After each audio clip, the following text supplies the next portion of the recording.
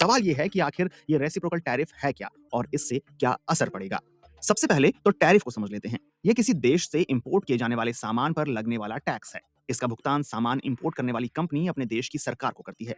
Reciprocal tariff के बारे में व्यापार मामलों के विशेषज्ञ विश्वजीत धर कहते हैं कि रेसिप्रोकल टैरिफ का मतलब ये है कि जो टैरिफ दो देश अपने आपस के व्यापार पर लगाते हैं, जैसे भारत अमेरिका से आने वाली चीजों पर जितना टैरिफ लगाता है और अमेरिका भारत से आने वाली चीजों पर जो टैरिफ लगाता है, दोनों बराबर होना चाहिए।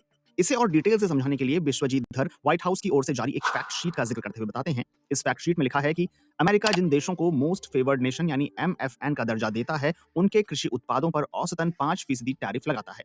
लेकिन भारत जिन देशों को मोस्ट फेवर्ड नेशन का दर्जा देता है, उनके कृषि उत्पादों पर 39% टैरिफ लगाता है। भारत अमेरिकी मोटरसाइकिलों पर 100% टैरिफ लगाता है, जबकि अमेरिका भारतीय मोटरसाइकिलों पर केवल 2.4% टैरिफ लगाता है।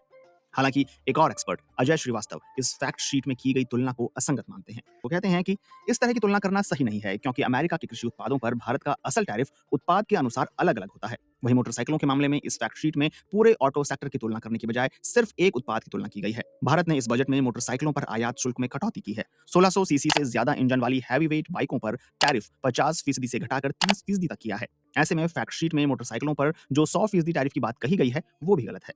ट्रंप से जब